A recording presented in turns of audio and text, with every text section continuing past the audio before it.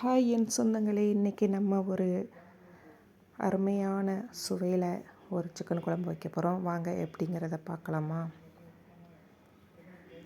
ஒரு கடாயில் கொஞ்சம் ஆயில் விட்டு இஞ்சி பூண்டு ரெண்டும் போட்டு நல்லா வதக்கிக்கோங்க. அது ஒரு 50 கிராம்னா இது ஒரு 50 கிராம் சரிசமமாக எடுத்து வதக்குங்க. ஒரு ஸ்பூன் மிளகு,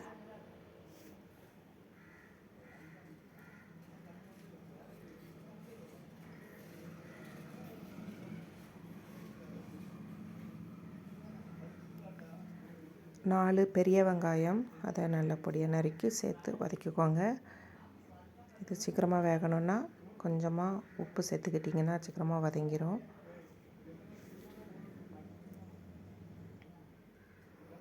அதோட ஒரு 4 மிளகாய் கீரி போட்டுக்கலாம். 4 தக்காளி, 4 பெரிய வெங்காயங்கும்போது 4 தக்காளியும் போடணும். சேர்த்து நல்லா மிக்ஸ் பண்ணிக்கோங்க.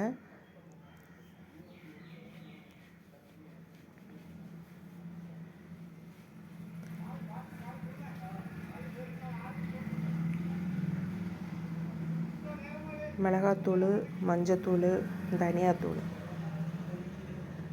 ஏற்கனவே நம்ம காரத்துக்கு இஞ்சி பூண்டு மிளகு பச்சை மிளகாய் போட்டிருக்கோம். அதனால் உங்களுக்கு கூடுதல் காரம் வேணும்னா மிளகாத்தூளை கொஞ்சம் பார்த்து போட்டுக்கோங்க தேவைக்கேற்ப. இப்போது நல்லா வதக்கி ஆற வச்சாச்சு.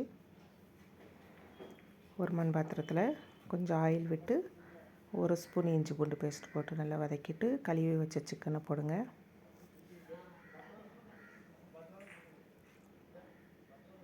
ஒரு ஸ்பூன் மஞ்சத்தூள், கொஞ்சம் உப்பு நல்லா கிளறி விட்டு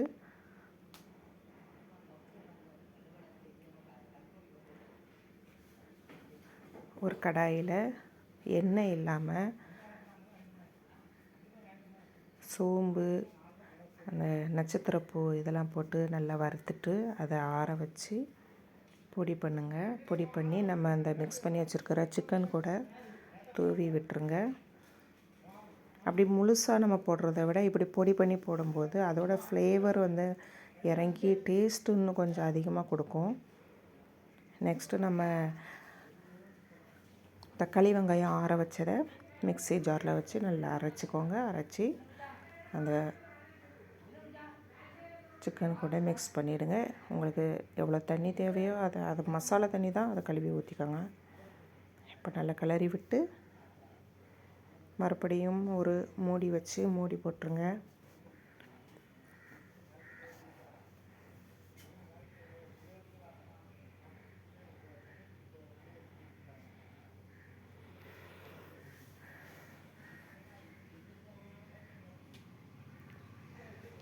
ஓகே, கறி ரெடி ஆகிட்டு கடைசியாக கொத்தமல்லி தழை தூவி சாப்பிட வேண்டியதான்.